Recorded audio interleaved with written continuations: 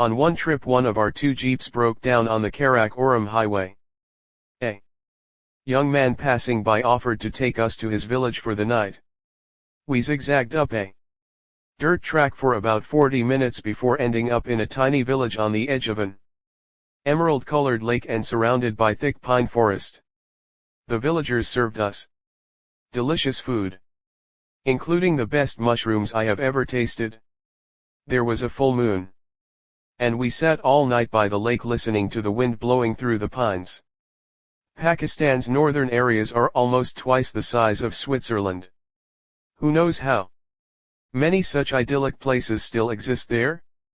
We came across similar hospitality in Hunza, a stunningly beautiful valley supposedly the inspiration behind the mythical land of Shangri-La.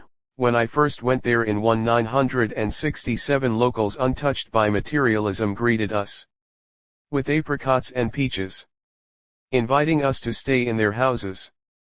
Amongst the endangered species to be found in the Karakoram is the secretive snow leopard with its distinctive gray-green eyes, and I remember seeing snow leopard cubs found by a shepherd and presented as a gift for the Mir of Nagar, the ruler of what was until 1974 still a princely state located in the north of Gilgit-Baltistan, the most northerly point of Pakistan. Hunza used to be so remote it could only be reached via a terrifying journey up hairpin bends overlooking thousand-foot drops in old Willa Second World War jeeps. Every so often if you dared to look down you would see the wreckage of a jeep that hadn't made it. Then came the Karakoram Highway, sometimes known as the ninth wonder of the world because of its elevation, the highest in the world for a paved road, and because of the sheer difficulty of building it. It took the Pakistanis and the Chinese 20 years to finish and cost the lives of almost 900 construction workers. The Karakoram is still by far the most beautiful mountain wilderness in the world, and the people are still friendly, but progress has taken its toll.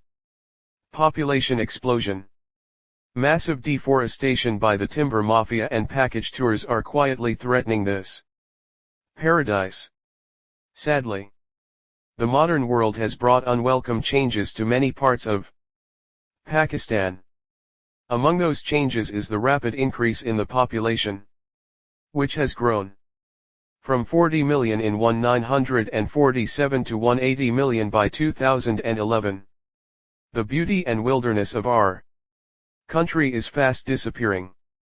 But it was already evident in the 1950s and 1960s that this is only one of the problems that would bedevil Pakistan.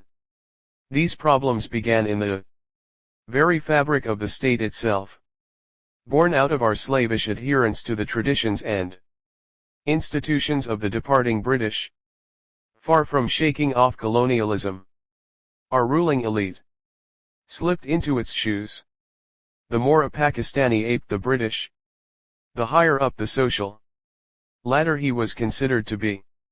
In the Gymkhana and the Punjab Club in Lahore, Pakistanis pretended to be English. Everyone spoke English, including the waiters, the men dressed in suits. We, the members' children, watched English films while the grown-ups danced to Western music on a Saturday night. Indeed, some Pakistanis even spoke Urdu with an English accent and ate curry and chapatis with a fork rather than with their hands, while a native had to struggle to get membership of these clubs. Any European could simply walk in, the waiters would not dare question whether he was a member or not. The Sindh Club in Karachi, the ultimate refuge of the self-loathing brown Sahib, did not allow itself to be contaminated with any native Pakistani symbols.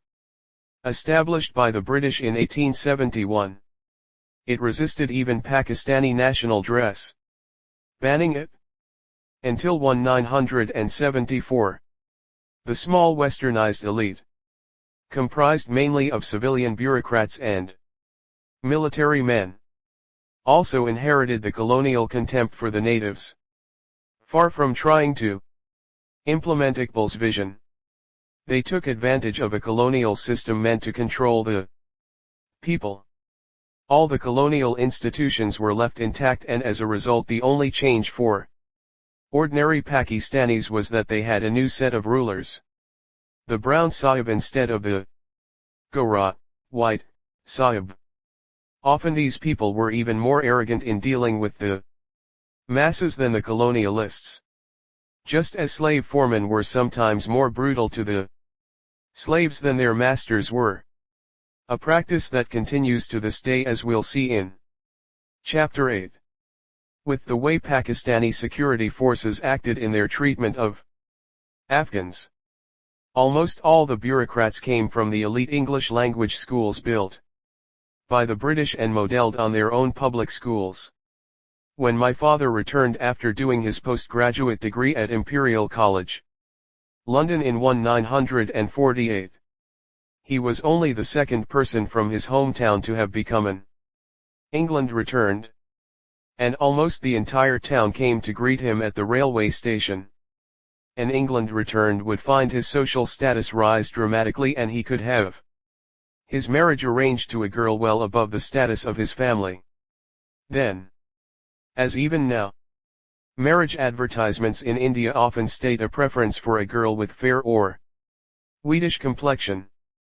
Centuries of invasions from the northwest meant that the ruling classes were often fairer than those ruled, leaving an ingrained color consciousness on the Indian psyche. An England returned would automatically become a VIP in Zaman Park. When any of my older cousins came back after studying at an English university, we would bombard him with questions about life there. That knowledge alone gave them status. During their time in India, the British had embedded an inferiority complex amongst the natives with great care. Waiters and attendants were made to wear the clothes of Mughal army officers and the Mughal aristocracy, while the officers of the symbols of British power, the army, the police and the civil service, wore the dress of the colonials. The Mughal Empire, which covered most of the subcontinent from midway through the 16th century, had begun its decline in the early 1700s. But when the British East India Company started to establish its power in the subcontinent, halfway through the 16th century, the Mughal court still held sway culturally and politically over much of northern India, whose inhabitants, whether Hindu or Muslim, regarded its splendor and culture with awe, and its emperor as the embodiment of political and religious power. For half a century many of the early colonialists aped the customs of the court. They spoke Farsi, wore the clothing of the Mughal aristocracy, gave up beef and pork and married local women, sometimes even taking several wives. The British historian William Dalrymple has done much to chronicle the change in attitudes as, between the mid-18th and the mid-19th century, the British took on and defeated all their military rivals in South Asia. With the French, the Siraj-ud-Daulah of Bengal, Tipu Sultan of Mysore, the Marathas and the Sikhs all vanquished, the British became more confident of their grip over the region, and imperial arrogance set in. Evangelical Christianity also played a major part in breeding a culture of British superiority and a determination to unseat the Mughal emperor and humiliate the once great dynasty. As Dalrymple writes in The Last Mughal, no longer were Indians seen as inheritors of a body of sublime and ancient wisdom as 18th-century luminaries, such as Sir William Jones and Warren Hastings had once believed, but instead merely poor benighted heathen, or even licentious pagans, who, it was hoped, were eagerly awaiting conversion. India had a decentralized system of education before the arrival of the British. Each village had its own school supported by revenues generated locally, while colleges and madrasas, religious schools, of higher education were run by educational trusts, or WIC. Boards. Waqf is an Islamic term for an endowment for a charitable purpose. When Bengal was conquered by the East India Company in 1757, it was discovered that 34% of the land generated no taxes because it was owned by various trusts, giving free education and health care. According to a survey by C.W. Leitner in 1850, some of these madrasas were of an extremely high standard, as good as Oxford and Cambridge. Thanks to the properties owned by the trusts, they could afford to pay handsome salaries to attract high-quality teachers. Leitner also surveyed the Hoshiarpur district in East Punjab and found there was 84% literacy in the area. When the British left India it was down to 9%. The British abolished the trusts, confiscated the Waqf and endowments, centralized the education system and set up elite English language schools. These were meant to create a class of Indians who, in the words of the 19th century administrator Lord Thomas Macaulay, would be Indian in blood and color but English in taste, in opinions, in morals, in intellect, to render them by degrees fit vehicles for conveying knowledge to the great mass of the population. Behind their backs, the British used to contemptuously call these brown sahibs baboons, later babus, the Hindi word for father, only not so in this context. The impact of the British implemented education system ran far deeper than the use of English and a love of cricket. Rather, it had been used by the British for a century to subjugate the local culture and create a ruling native elite. The British were too few to dominate India themselves and relied on the acquiescence of a layer of natives to enforce their rule, a form of collaboration which was one of the most humiliating aspects of colonialism. I went to a school very much in the English mode, Atchison College, the nearest Pakistan had to Eton. Like the majority of my schoolmates, I considered myself superior to those students who went to the government-run Urdu medium schools. In the English medium schools not only were all the subjects taught in English, but everyone was required to speak in English. Boys caught speaking in Urdu during school hours were fined, despite it being the official language of Pakistan. Our Muslim society with its traditions and rituals was left behind with our families, and felt disconcertingly old-fashioned. The message of our education was that you had to copy the ways of the superior colonialists to make progress in life. We were to be transformed into cheap imitations of English public school boys. Our role models naturally became Western, whether they were sportsmen, movie idols, or pop stars. Besides, we could not help but notice that the older generation was deeply impressed by the colonials and their culture no matter how much they disliked them. It was only much later that I realized how much our education dislocated our sense of ourselves as a nation. At the time, I thought more about playing cricket on Atchison's beautiful sports fields.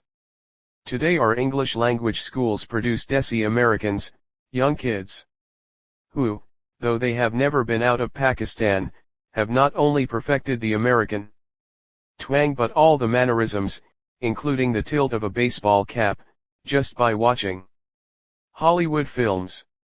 While my generation's land of milk and honey was England, today's youth from the English language schools want to get to the United States and live the American dream. When Pakistan became independent we should have rid ourselves of these English medium schools. In other post-colonial countries such as Singapore, India and Malaysia they set up one core syllabus for the whole country. In Pakistan the governments allowed this unjust system to perpetuate and English medium schools still import the British syllabus for students studying GCSEs and A-levels. Students educated in these schools had a huge advantage over the children of the masses since all the best jobs, especially in the prestigious civil service, went to those who spoke good English. And these brown sahibs in the ruling elite were conditioned to despise their own culture, and developed a self-loathing that stemmed from an ingrained inferiority complex. To show that one was educated, a stranger would immediately throw English words into the conversation to establish his credentials. At Atchison, the more anglicized a boy was, the more he was admired. We were impressed by English history, English films, English teachers, English sports, English novels, and English clothes. We laughed at someone who could not speak English properly, but it was quite cool to speak Urdu with lots of English mixed in. We wore Western clothes and would feel awkward in shalwar kameez except on ethnic occasions like Eid. When he joined the Lahore cricket team at the age of 16, I found that because I came from an English medium school I could barely communicate with the majority of the team as they had been to Urdu medium schools. Most of the boys would gang up and make fun of me. I felt like an outsider, with this huge educational and cultural gap between us, wider even than that found in the British class system. Their jokes, their humor, the films they liked, their views of the world were all different to mine. It was then that I began to realize how much resentment there was amongst those from Urdu schools towards those from the English ones. I also realized why, despite having the best sports facilities at Atchison, its boys could never compete with those from poor schools. The latter were much tougher and had a far greater hunger to succeed. Similarly, in hockey and squash, other sports that Pakistan has excelled in internationally, all the stars came from the Urdu schools. However, I discovered that they were quick to learn that the way up the social ladder was to acquire Western mannerisms. So most of the cricketers loved shopping for English clothes and learning the English language, preferably with an English accent. Some of the cricketers only started drinking alcohol, which was banned in 1977, because it was a Western, and hence upper class, thing to do. National dress was another marker of cultural identity sabotaged by colonialism. When I was a boy, I remember one of my uncles asking a cousin of mine, who was wearing shalwar kameez, why he was dressed like a servant. Another time I overheard a friend of my mother talking about someone being an upstart because he had only recently started wearing Western clothes. It was decades later, in the summer of 1988, when I was trekking with a couple of English friends in the Karakoram, that I became conscious of being dressed as a foreigner, while all the locals were in Pakistani clothes. It suddenly dawned upon me, here I was, a national icon, a role model who drew crowds wherever I went, and yet I was dressed like an outsider. Years later I was embarrassed by the Pashtun tribesmen on my first visit to Waziristan who resolutely insisted on speaking to me in Pashto despite the fact I did not speak much of their language. They made a point of it to emphasize their pride in their culture. It is only in the tribal area of Pakistan, where people are fiercely proud of the fact that they have never been conquered, that they feel no need to borrow from anybody else's culture. Colonialism only works if the colonizers are convinced of their superiority and the colonized of their inferiority. In contrast, the legacy of British colonialism is still strong amongst older or retired army officers and bureaucrats. The Pakistani military and bureaucracy being originally colonial constructs, there is an ingrained inferiority complex. I remember a serving lieutenant general saying to me, "But, Imran, my dear chapter, why do you insist on wearing shalwar kameez when you look so good in a suit? I am sure a lot of people who wear Western clothes in Pakistan would like to wear shalwar kameez, especially in the heat of the summer. But they just do not have the confidence. When I had an office in the cancer hospital I founded in memory of my mother, in the early 1990s, I ran the marketing department there. I noticed that most of the regular donors were from the trader class, who wore shalwar kameez, and decided the hospital marketing team should also wear Pakistani dress. A couple of months later a member of the team asked permission to revert to Western suits as he felt that the traders and other people generally did not give him the same respect if he wore Pakistani clothes. He also felt he had less confidence wearing our national clothes when he visited businessmen's offices. This complex worsened and since Musharraf's regime in the early part of the 21st century and its superficial drive for westernization, even political candidates in Pakistan, particularly in Sindh and Punjab, also felt the pressure to wear Western dress. Many candidates have their publicity photographs taken in jacket and tie because they feel Western suits make them appear more sophisticated and more educated to the voters.